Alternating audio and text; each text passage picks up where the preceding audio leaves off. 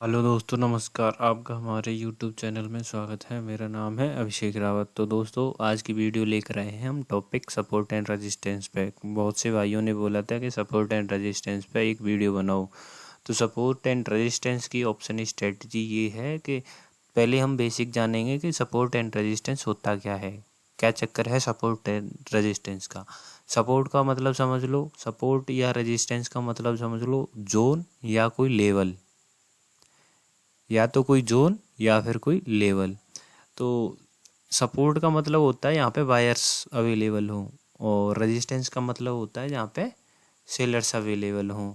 तो रेजिस्टेंस का मतलब हो गया सेलर्स, और सपोर्ट का मतलब हो गया बायर्स। तो मार्केट कैसे काम करती है, मान लो ये हमारा आर है, आर मतलब रेजिस्टेंस, और ये हमारा सपोर्ट है S1, सॉरी जो भी है S।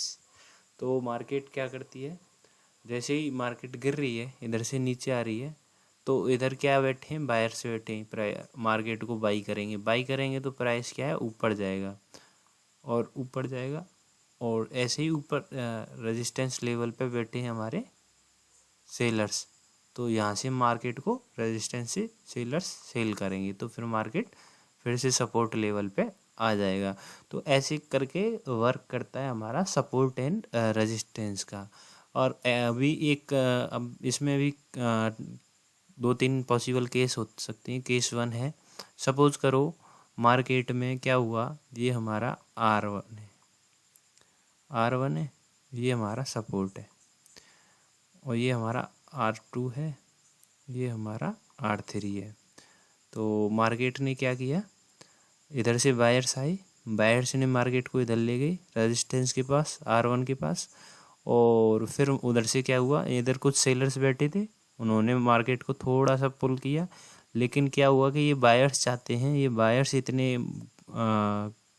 इतनी हैवी क्वांटिटी में कि ये सेलर्स इनको रोक नहीं पाए, और इन्होंने ब्रेक कर दिया रेजिस्टेंस R1।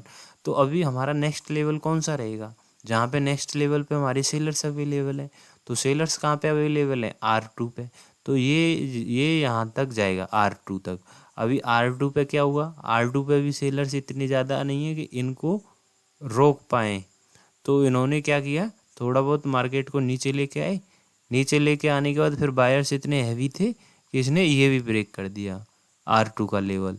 अभी R2 का लेवल ब्रेक होने के बाद मार्केट ने क्या किया, R3 के पास गई। तो ऐसे R3 पे सेलर्स बैठे होंगे, फिर उधर से प्राइस रिवर्स हो सकता है। और जो भी हो, उसके बाद वो सारी चीज़ें हमें देखनी पड़ती हैं। ये केस तो हो गया हमारा रजिस्टेंस का। अब दूसरा एग्जांपल देख सकते हैं हम। दूसरा एग्जांपल सपोज करो कि गोल्ड चल रहा है हमारा 60,000 पे। गोल्ड का एग्जांपल ही ले लो, 60,000 पे चल रहा है, और वो आ जाए 30,000 पे। तो 30,000 पे आ जाएगा, तो हमें क्या करना है, जब भी 30,000 पे आएगा तो हम क्या करेंगे, उसको बाई करने की कोशिश करेंगे कि भाई 30,000 आ गया, सस्ता हो गया, वो सब चीज़ें बायर्स आएंगे, यानी कि हम सब, आप भी खरीदोगे, मैं भी खरीदूंगा। तो इधर से क्या आ गई, हमारे बायर्स आ गए। बायर्स आ गए यानी कि डिमांड बढ़ गई। डिमांड बढ़ गई तो प्रायर प्रायर सॉरी भाव ऊपर जाएगा। तो भाव ऊपर जाएगा, देन ये मैं सपोज करो ये 70 पे चला गया, 70,000 पे हमारा गोल्ड चला गया। तो 70,000 पे गोल्ड चला गया तो क्या करेंगे, हमने खरीदा 30,000 पे, तो 70,000 पे हम प्रॉफिट बुक करेंगे। या इधर भी कुछ सेलर्स आएंगे, या प्रॉफिट बुकिंग होगी। तो प्रॉफिट बुकिंग होगी तो क्या हो गया, मार्केट में सप्लाई बढ़ गई। तो ऐसे डिमांड एंड सप्लाई का काम होता है मार्केट में। सेम उसको हम सपोर्ट एंड रेजिस्टेंस के तरीके से भी जान सकते हैं, और नहीं तो हम सप्लाई एंड डिमांड के तरीके से भी जान सकते हैं। तो अभी इस टॉपिक पे हम सप्लाई एंड डिमांड के पे थोड़ा बाद में वीडियो बनाएंगे। लेकिन अभी क्या है कि हम सपोर्ट एंड रेजिस्टेंस पे एक वीडियो बना रहे हैं, सपोर्ट एंड रेजिस्टेंस की स्ट्रेटजी कैसे काम करती है। तो अभी इसके दो तरीके हैं, एक तो मैनुअली जो मैं आपको सिखाऊंगा कैसे ड्रॉ करना है चार्ट्स पे, और एक आपको मतलब एक इंडिकेटर बताऊंगा, उसमें ऑटोमेटिकली आपके लिए सपोर्ट एंड रेजिस्टेंस बन के तैयार रहेंगे।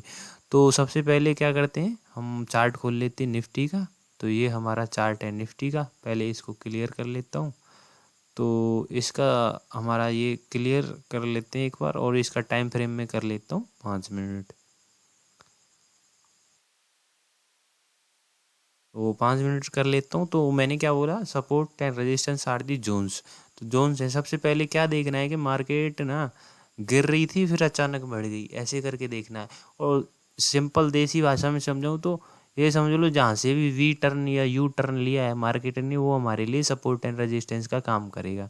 तो सबसे पहले हम देख लेते हैं, थोड़ा बहुत नीचे से स्टार्ट करते हैं। तो हमारे लिए यू टर्न कहाँ से लिए, एक तो ये है, तो ये वाला हमारा जोन वो क्या करेगा, रेजिस्टेंस की तरह काम करेगा। ये वाला जोन हमारा रेजिस्टेंस की तरह काम करेगा।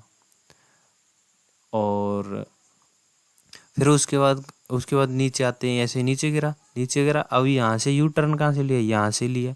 तो ये हमारे लिए कहाँ केस का काम करेगा, ये वाला जोन सपोर्ट का काम करेगा। तो सपोर्ट ड्रॉ करते हैं ऐसे करके। तो ये हमारे लिए, इधर आ जाओ फिर दोबारा से, अभी आगे चल रहे हैं। फिर अभी कहाँ से टर्न लिया, इधर से प्राइस गिरा, ऐसे सपोर्ट लिया, फिर ऊपर गया, फिर इधर से वी टर्न लिया। फिर ये हमारे लिए एक सपोर्ट का काम करेगी। यू टर्न और वी टर्न देखना बस, मार्केट में कहाँ जा यू टर्न हो रहा है, कहाँ वी टर्न हो रहा है। देखो ये जोन था, इधर प्राइस गया, इधर तक, फिर नीचे रिवर्स आया। अभी ये यू टर्न, ये वी टर्न हुआ, फिर इधर नीचे गिरा, फिर गया, अभी गया ऊपर गया। तो ये हमारे लिए वी शेप में काम कर रहा है। तो ऐसे करके हम सपोर्ट एंड रेजिस्टेंस ड्रॉ करते हैं। सबसे सिंपल है, यू टर्न और वी टर्न देखो कहाँ कहाँ पे आपको वी टर्न मिल रहा है मार्केट में। सबसे बेस्ट है, सिंपल लैंग्वेज में आपको ज़्यादा दिमाग लगाने की ज़रूरत नहीं है, वो सारा हो जाएगा। अभी अलग अलग टाइम फ्रेम पे अलग अलग सपोर्ट एंड रेजिस्टेंस है। तो अपना इंट्राडे के हिसाब से देखना, 5 मिनट या 15 मिनट के हिसाब से ही सपोर्ट एंड रेजिस्टेंस ड्रॉ करना, वो सबसे बेस्ट है। अब ये तो रही थी बात हमारी, सपोर्ट एंड रेजिस्टेंस कैसे ड्रॉ करते हैं। हाँ, सपोर्ट एंड रेजिस्टेंस कैसे ड्रॉ करते हैं। फिर उसके बाद क्या हुआ, ट्रेड कैसे लेनी है। तो जैसे ब्रेकआउट होता है, रेजिस्टेंस का ब्रेकआउट हो गया, मान लो ये वाला इस वाले रेजिस्टेंस का, ये तो देखो एक बार रेजिस्टेंस लिया, 2 बार लिया, और तीसरी बार चौथी बार जब इधर से ब्रेकआउट दिया, तो यहाँ पे एंट्री ले लो कॉल साइड की। ऐसे करके काम करता है। अभी यहाँ पे सपोर्ट के पास आया मार्केट, तो सपोर्ट पे जैसे ही इतना बुलिश कैंडल मिला, तो इधर एंट्री ले लो। जैसे मैंने कैंडल स्टिक चार्ट पे कैंडल स्टिक्स पैटर्न आपको बता रखा है, hammer candle, bullish candle, leaf, ये सारी चीज़ें देखनी पड़ेंगी आपको सपोर्ट लेवल पे। तो इतना मिल गया आपको टारगेट। तो ये बेसिक प्राइस एक्शन है, ये कैंडल स्टिक वगैरह ये सारी चीज़ें आपको सीखनी पड़ेंगी। उसकी वीडियो भी मैंने आपको डाल रखी है, पर देखना तो आपको ही पड़ेगा ना। तो ये हमारे सपोर्ट की तरह काम कर रहा है। इधर आई मार्केट, इधर से बाई किया, तो इधर इतना बड़ा टारगेट मिला। तो ये सारी चीज़ें आपको कंसीडर करनी पड़ेंगी। तो ये तो हमारे हो गए कि ऐसे ड्रॉ करते हैं हम सपोर्ट एंड रेजिस्टेंस मार्केट में कैसे। अभी बात कर लेते हैं कि भाई इंडिकेटर कौन सा लगाते हैं। तो इंडिकेटर के लिए सबसे बेस्ट है, आप ना इंडिकेटर्स में जाओ, इधर इंडिकेटर्स में, और इधर पिवट पॉइंट लगा दो। तो पिवट पॉइंट, जैसे ही पिवट पॉइंट लगाओगे तो इसमें ना देखो अभी क्या आ रहा है, पिवट, ये पी आ रहा है, पी मतलब जो सेंटर में रहता है। अभी इसके क्या किया, ब्रेक डाउन दिया मार्केट ने, ब्रेक डाउन दिया। देखो ये इसका पिवट का दिया, और इधर से कहाँ तक आई, S1 तक आई। मैंने क्या बोला था, अगर ये सपोज कर लो S है, तो इसका ब्रेक डाउन होगा तो टारगेट कहाँ तक आएगा, S1 तक। अगर ये S1 को भी ब्रेक कर देता है तो कहाँ तक आएगी, S2 तक। अब इसको भी ब्रेक करेगा तो कहाँ तक जाएगी, S3 तक। ऐसे करके देखना है। अभी इस पिवट को ब्रेकआउट दिया, देखो ये वाला एस को ब्रेकआउट दिया, तो टारगेट कहाँ तक का रखना है, R1 तक का। अगर R1 को भी ब्रेक किया इसने, तो टारगेट कहाँ तक का रखना है, R2 तक का। तो ये सारी चीज़ें देखनी क्लियर हैं, ये तो चार्ट पे ही दिख रही हैं आपको। तो ये वाली भी ब्रेकआउट दिया तो कहाँ तक गया, ऊपर तक ही गया ना। अभी इसका देख लेते हैं, इसका क्या हुआ, मार्केट ने क्या किया, मार्केट खुली, इसका ब्रेकआउट दिया, ये हमारा ऐसे स्टॉप लॉस हिट हुआ। फिर इसके बाद ब्रेक डाउन दिया तो कहाँ तक आई मार्केट, इधर तक आई।